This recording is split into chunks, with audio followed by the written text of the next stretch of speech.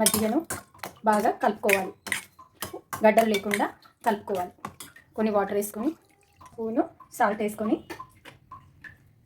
ఒక 2 చిటికెట్ల పసుపు,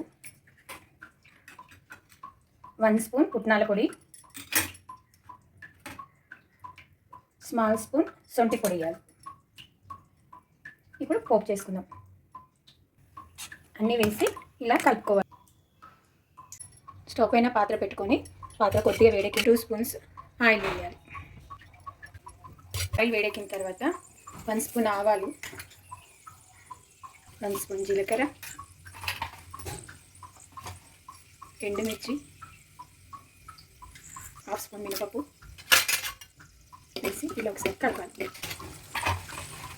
జీలకర్ర ఆవాలు చిటపటలాడేటప్పుడు పచ్చిమిర్చి, కరివేపాకు, కొత్తిమీర వేసి కలపాలి.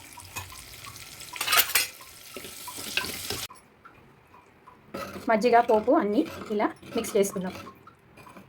మజ్జిగ నోరు ఊరించే మజ్జిగ చారు రెడీ అండి.